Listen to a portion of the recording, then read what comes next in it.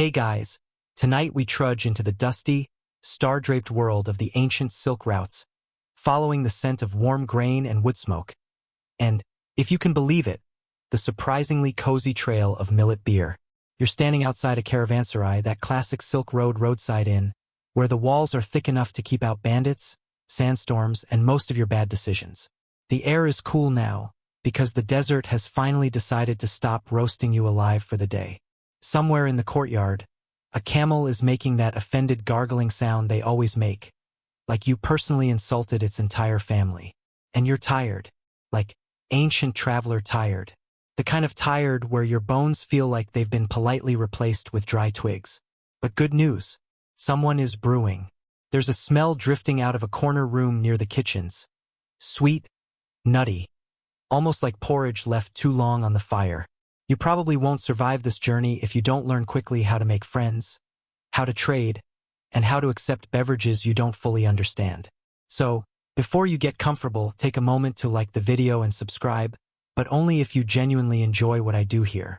And as always, tell me where you're listening from and what your local time is right now. Maybe you're in a quiet apartment at 2:13 a.m. Or maybe you're somewhere rural with crickets singing outside your window. Either way, you're here now, and you're safe. Now, dim the lights, maybe turn on a fan for that soft background hum, and let's ease into tonight's journey together.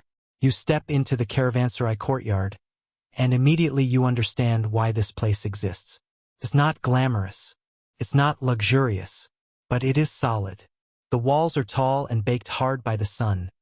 The wooden gates are thick, and the courtyard is full of motion. Slow, tired motion, like the whole world is moving through honey. Merchants are unloading bundles wrapped in cloth. Donkeys stand with drooping ears, looking spiritually defeated. A couple of travelers sit cross-legged near a trough, washing dust off their hands and faces. Somewhere a cook is banging something metal, which in ancient times is basically the universal sound for dinner is happening, stop complaining. A mainstream historical fact right away. Caravanserais were essential infrastructure across the silk routes, especially from the early centuries CE onward, and they could be spaced roughly a day's travel apart. Some were small, some were massive, and many were supported by local rulers or wealthy patrons because trade meant money, taxes, influence, and, of course, gossip. And you can tell, even without reading a plaque on the wall, that this place has hosted thousands of people like you. Dusty, exhausted, hopeful, and mildly confused about where exactly they are. You shuffle toward the sound of laughter. Not loud laughter. That would be suspicious. This is the low, wheezy laughter of people who've been traveling too long and are grateful to sit down without immediately being attacked by geography. In the corner, under a canopy, you spot a group gathered around a squat clay jar. Someone is ladling a pale, cloudy liquid into small bowls. You hesitate, because you've seen liquids on the Silk Road before. And let's just say not all of them were designed for human happiness. But then the smell hits you again. Grainy, sweet, faintly sour. Like bread dough that has decided to become something more exciting. A man notices you hovering and waves you over. His beard is dusted with sand, and his eyes are bright in the torchlight. Millet beer, he says, as if those two words explain everything. And honestly, in this moment, they do. You sit down and someone hands you a bowl. It's warm, not hot. The liquid is thick enough that it clings slightly to the sides. There's a foam ring around the edge, and little flecks of grain float like tiny boats. You bring it to your lips, and you take a careful sip. Tastes surprisingly gentle. Slightly sour, slightly sweet. There's a faint nuttiness, like roasted cereal. It's not sharp like modern beer. No crisp bitterness. No hops punching you in the face like an aggressive houseplant. It's more like drinking the idea of bread, but in a way that makes your shoulders loosen. You swallow. Your stomach, which has been surviving on dried fruit and questionable jerky for weeks, seems to sigh in relief. This is food. This is drink. This is comfort. Now, millet beer is not some weird one-off accident happening in a random desert inn. It's part of a very old tradition. Millet, especially broomcorn millet and foxtail millet, was one of the earliest domesticated grains in northern China, cultivated thousands of years ago. Archaeologists have found evidence of millet-based fermented drinks dating back to around 7000 BCE at sites like Jiahu in the Yellow River region. That's one of those mainstream facts that makes you pause and realize humans have been trying to get pleasantly tipsy for basically the entire length of civilization. And you can't help but respect it. Because if you've invented agriculture, pottery, and social hierarchy, you deserve a nice drink. The man next to you explains, slowly, like he's telling a bedtime story. He says the grain is cooked, then cooled, then mixed with something that helps it ferment. Sometimes it's a starter, dried bits of old mash, or a molded cake of grain and microbes. Sometimes it's just whatever wild yeast happens to be living in the air and on the jar walls. And yes, the jar walls matter. That's another historical detail. Many traditional fermentation methods rely on the microbes living in the porous surfaces of clay vessels. A jar that's been used for brewing for years becomes, in a way, a living tool. It remembers, which is a very poetic way of saying, the jar is full of invisible organisms that are doing most of the work. You glance at the clay vessel and suddenly feel like you should greet it politely. Hello, ancient yeast jar. Thank you for your service. Someone stirs the brew with a wooden paddle. The smell deepens. It's not unpleasant. It's comforting.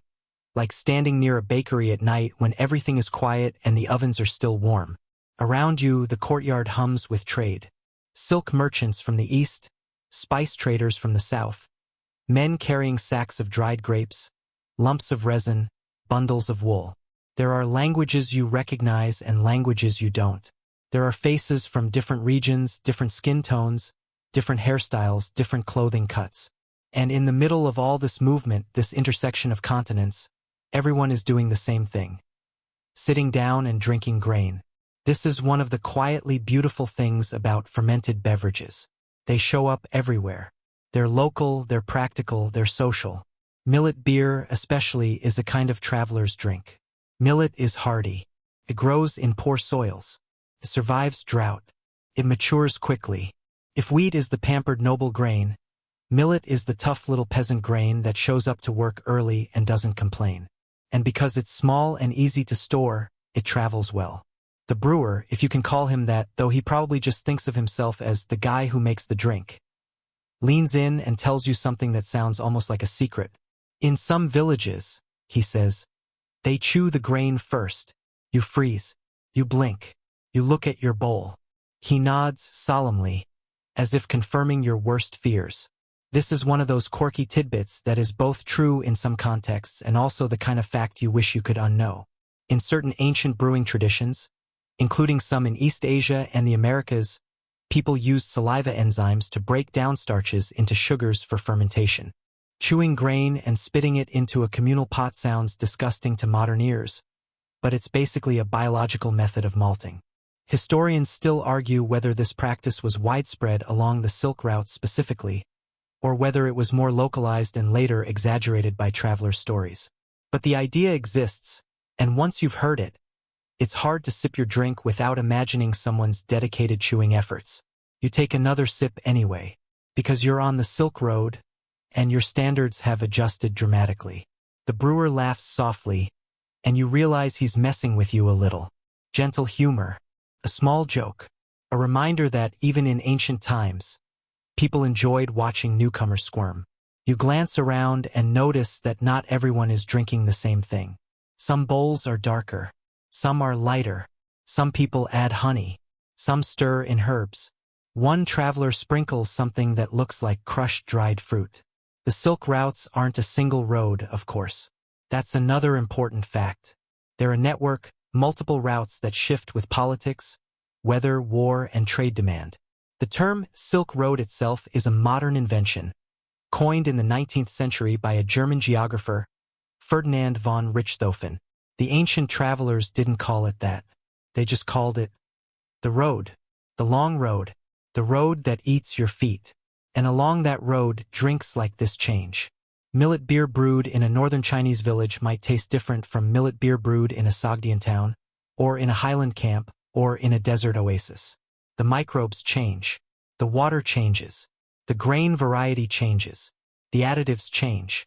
Even the mood changes. You lean back against the wall, bowl in hand, and let yourself listen. A merchant nearby is complaining about taxes. Another is boasting about a bolt of silk so fine it can pass through a ring. Someone else is describing a city with streets paved in stone and gardens full of pomegranates. A woman across the courtyard is singing softly, her voice weaving through the night air like smoke, and you start to feel something that isn't just alcohol. It's safety, because caravanserais weren't only about trade. They were about survival. Bandits did roam these routes. So did armies. So did thieves and opportunists and the occasional extremely enthusiastic religious missionary. But inside these walls there are rules. Hospitality is a kind of sacred contract. If you're under the roof, you're protected. At least mostly. You probably won't survive this if you wander outside the gates alone at midnight. But as long as you stay near the fire, sip your warm millet beer, and nod thoughtfully at strangers as if you understand what they're talking about, you might make it. The brewer begins explaining the process in more detail, and you realize he's proud of it. Not proud like a modern craft beer influencer who wants to talk about notes of citrus and betrayal. Proud in a quiet way. Proud because this drink is part of his community. He tells you the millet is soaked, sometimes sprouted, then steamed or boiled. It's mashed into a porridge. It's cooled. Then it's mixed with a fermentation starter, sometimes made from moldy grain cakes. In China, there were traditional fermentation starters known as chu, which contained molds, yeasts, and bacteria that helped convert starch into sugar and then into alcohol. These starters were essential to many East Asian fermented foods and drinks. And you realize something. This is not primitive. This is sophisticated. The science without textbooks. It's microbiology without microscopes. It's chemistry learned through taste, smell, trial, error, and the occasional regrettable batch that probably made everyone run to the latrine. A young traveler beside you asks if it's safe to drink. The brewer shrugs and says, safer than the water. And that's another mainstream fact. In many historical contexts, fermented beverages were often safer than raw water, because boiling and fermentation could reduce pathogens. It's not that ancient beer was always clean, but it could be less risky than drinking straight from a questionable stream. So yes, you drink. You sip slowly. You feel warmth spread through your chest. Your eyelids start to droop. The desert night feels softer now, like the world is wrapped in cloth. A camel groans again, loudly, as if reminding you that relaxation is temporary and tomorrow you'll be walking another 30 miles. But for now, you're here. You're in a courtyard full of strangers and stories. And you're holding a bowl of millet beer, brewed from a grain that has fed and comforted humans for thousands of years. You take another sip, and you let the taste linger. Somewhere in the distance, beyond the walls, the desert stretches out under the stars. The silk routes continue, invisible but real, like veins across the continent. And you can already tell this drink, this humble, cloudy, warm beer, is going to follow you for a long, long time. You wake before sunrise, not because you're disciplined, but because a camel has decided that dawn is the perfect time to practice its vocal exercises directly outside your window. The courtyard is washed in blue-gray light. The air is cool enough that you can almost pretend yesterday's heat was a myth invented to scare children. Someone is already up, poking at embers, and you smell it again, that soft, nutty sweetness of millet warming in a pot. You sit up, joints creaking like an overused cartwheel, and shuffle toward the kitchen area. The brewer from last night is there, squatting beside a wide clay pan, stirring soaked millet with a wooden paddle. He nods at you, as if you've passed some unspoken test by surviving the night. Before it becomes beer, it is just grain. Millet, unlike wheat or barley, is tiny. Each grain is a small bead, round and stubborn. Broomcorn millet in particular, one of the most widely cultivated varieties across Eurasia, matures quickly, sometimes in as little as 60 to 90 days. That speed matters on the silk routes, where rainfall is unreliable and growing seasons can be short. It's one of the mainstream historical reasons millet became a staple in northern China and spread westward. It's resilient, drought-tolerant, and doesn't demand perfect soil like some grains that shall remain nameless and dramatic. You crouch down and scoop a few soaked grains into your palm. They're pale yellow, almost golden in the early light. Hard, but softened slightly by water. The brewer explains that sometimes they sprout the millet before brewing. Sprouting, malting, in modern terms, activates enzymes in the grain that convert starches into sugars. Those sugars are what yeast consumes to produce alcohol. You nod like you understand enzymes. Inside, you're just impressed that ancient brewers figured this out without a single lab coat. Historians still argue whether large-scale malting of millet was as common as malting barley in Western regions, or whether many Silk Route brewers relied more heavily on fermentation starters like Chu to do the starch conversion. The evidence is patchy, scattered across archaeological sites and ancient texts. But standing here, watching soaked grain swell and soften, you can feel the logic of it. Humans don't need microscopes to notice that sprouted grain tastes sweeter. The brewer lifts a lid from another pot. Steam curls upward, carrying the smell of cooked porridge.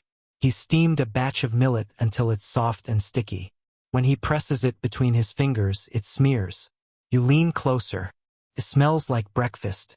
You probably expect beer to start with something romantic, hops, maybe, or golden barley fields waving in cinematic slow motion. But this is more practical. More porridge-core. If ancient brewing had a soundtrack, it would be the sound of someone stirring a thick pot and sighing. Millet's flavor is subtle. Less gluten, less chew than wheat. It doesn't form the same stretchy dough. It doesn't rise into fluffy bread the way wheat does. In fact, millet bread is often flat and dense. But in liquid form, it shines. The nuttiness comes forward. The gentle sweetness lingers. You watch as the brewer spreads the steamed millet onto a woven mat to cool. Cooling is important. Add fermentation starter too early, and you'll kill the microbes. Add it too late, and you risk contamination from something less friendly than your neighborhood yeast. He breaks apart a dried cake of something that looks suspiciously like a biscuit that lost the will to live. This is the starter, made from ground grain inoculated with molds and yeasts, then dried for storage. In China, fermentation starters like Chu were already well developed by the time of the Han Dynasty. Written records from later periods describe detailed brewing techniques, showing just how refined these methods became. You try not to think about how that starter probably contains a thriving ecosystem. Tiny invisible creatures, all ready to turn porridge into comfort. There's something strangely reassuring about that. You're surrounded by desert, by mountains, by vast stretches of uncertainty. And yet here, in this courtyard, invisible life is quietly working in your favor. You glance toward a pile of sacks in the corner. Some are clearly millet. Others look different, slightly larger grains, maybe barley or wheat. Why millet? You ask. The brewer shrugs, as if the answer is obvious. Because it grows here. Because it survives here. Because barley prefers cooler, wetter climates, and wheat demands more attention than a high-maintenance aristocrat. That's one of the underappreciated realities of ancient agriculture. You don't grow what's trendy. You grow what won't die. Across large parts of northern China and Central Asia, millet was the backbone of everyday diets for centuries. Rice dominated in the wetter south. Wheat rose in prominence later in many regions. But millet had deep roots. Fed farmers, soldiers, laborers. And, of course, it fermented beautifully. You sit on a low stool while the brewer sprinkles crushed starter into the cooled millet mash. He mixes it with careful hands, pressing and folding like a baker. The smell shifts subtly, earthier now, slightly funky. A boy nearby wrinkles his nose dramatically. The brewer grins and flicks a bit of mash at him. Light joke number 1 of the morning. Ancient brewers absolutely had apprentices whose main job was to look skeptical and then get flicked with porridge. The mash is then packed into a clay jar. The jar is wide at the belly and narrow at the neck, designed to reduce exposure to air. The brewer smooths the top, covers it with cloth, and ties it down. Now comes the waiting. Fermentation takes time. A few days, maybe longer, depending on temperature and desired strength. In warmer climates, it happens faster. Too fast sometimes. You imagine the jar sitting quietly in a shaded corner while caravans come and go. While traders argue. While camels complain. While politics shift hundreds of miles away. And inside that jar, sugars are becoming alcohol. Carbon dioxide is building. Flavors are developing. You can't see it happening. But it is. There's a strange intimacy in that. A trust. The brewer gestures toward a second jar, one that's already fermenting. He lifts the cloth slightly, and you hear it. A faint fizzing, a gentle hiss. It's alive. Now, here's a quirky tidbit. In some traditional millet beers across East Asia, the finished drink isn't filtered. It's consumed cloudy with suspended grain particles. It's closer to a thin porridge than the clear lagers you might picture. And sometimes it's eaten with chopsticks and drunk with a bowl. Yes, eaten and drunk. Your beverage might require utensils. Welcome to ancient multitasking. Historians still argue whether the consistency of Silk Route millet beer leaned more toward a thin gruel or a more liquid ale, depending on region and period. Climate, grain variety, and local custom all played a role. So what you drank last night might be very different from what you'll drink in the next oasis. The brewer hands you a small wooden cup with a bit of yesterday's batch. It's cooler this morning, slightly more sour. The sweetness has mellowed. The alcohol is gentle, warming but not overwhelming. You sip slowly. Breakfast of champions. Or at least breakfast of people who have to walk 25 miles before sunset. Around you, the caravanserai is waking up. Packs are being strapped. Ledgers are being checked. A trader from the West is arguing about exchange rates, as if that concept won't haunt humanity forever. You notice that the brewer sets aside a portion of the mash before fermentation. He explains that some of it will be dried and saved as future starter. This continuity, a batch feeding the next batch, like a sourdough lineage but with more sand. There's something deeply human about this chain. The idea that today's drink contains traces, microbial, literal traces of drinks made months ago. Years ago. Perhaps even by people who are no longer alive. You pause on that thought. Grain planted in one season. Harvested in another. Fermented in a third. Drunk by travelers who may never return. Millet beer is humble. It's not imperial wine in jeweled cups. It's not rare spice steeped in ceremony. But it is constant. And as you stand, brushing grain dust from your knees, you realize that this little bead-like crop has quietly stitched together fields and firesides across continents. From yellow river villages to desert inns. From farmers to merchants to nomads. All connected by tiny grains and the patient work of yeast. The sun begins to rise fully now, spilling gold into the courtyard.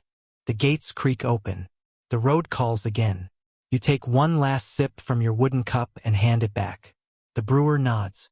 You step toward the exit, feeling steadier somehow. Not just because of the alcohol, but because you've seen how it starts. You've seen the fields in miniature in the palm of your hand. Millet. Small, stubborn, resilient, just like the people who carry it. And as you lead your animal back onto the long, winding road, you can still taste that faint sweetness on your tongue. Soft, nutty, persistent, a quiet companion for the miles ahead. By the third evening on the road, you begin to understand that fermentation has its own sense of timing, and it does not care about your itinerary. You arrive at another caravanserai. Smaller this time, more wind-worn, its outer walls patched with bricks of slightly different colors, like it's been repaired in pieces over generations. The courtyard is narrower, the well deeper, and the air carries that faint mineral scent of desert stone cooling after sunset. In one corner, near a stack of firewood, 3 clay jars sit half-buried in sand. You recognize them immediately. The brewer here doesn't look like the one from your previous stop. He's older, his beard threaded with gray. His movements slower but more deliberate. He doesn't speak much at first. He simply gestures for you to sit and watch.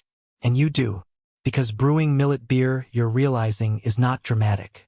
It's patient. It's small gestures repeated with care. He removes a cloth from one jar and leans in, sniffing deeply. You follow his example. The aroma that rises is different from before. Less sweet, more sour, almost tangy. A little earthy. He nods, satisfied. Fermentation, at its core, is wild yeast consuming sugars and producing alcohol and carbon dioxide. That's the modern scientific explanation, the one you might remember from a school lesson where someone tried to make bread rise in a plastic bag. But here, there are no thermometers, no hydrometers, no airlocks politely burping bubbles. There are only senses: smell, sound, taste. He dips a wooden ladle into the jar and lifts it carefully. The liquid is cloudy, faintly effervescent. Tiny bubbles cling to the surface before popping softly. You hear it now, a faint fizzing. Not loud, just a whisper. That whisper is carbon dioxide escaping.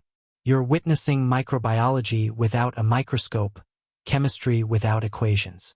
And honestly, it feels more magical this way. Mainstream historical fact: clay vessels were among the most common fermentation tools across Eurasia for thousands of years. From Chinese jars to Near Eastern amphorae, porous ceramic allowed subtle airflow while retaining liquid, and over time, the interior surfaces developed stable microbial communities.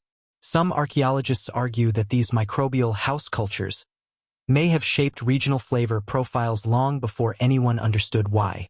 Historians still argue whether certain flavor characteristics in ancient millet beers were primarily influenced by grain variety, fermentation starter, or the microbial environment embedded in specific jars. Without surviving liquid samples, the debate leans heavily on residue analysis and comparative ethnography. In other words, scholars squint at chemical traces and try to imagine the taste. You meanwhile get to actually taste it. The brewer hands you a small cup. You take a cautious sip. It's sharper than before. More sour. Less porridge-like. The alcohol is mild but noticeable, warming your chest in a gentle wave. There's a faint tang that makes your mouth water slightly. You swallow. It's good. Different but good. You try not to look too surprised, because you've learned that brewers enjoy watching newcomers adjust to new flavors. Light joke number 1.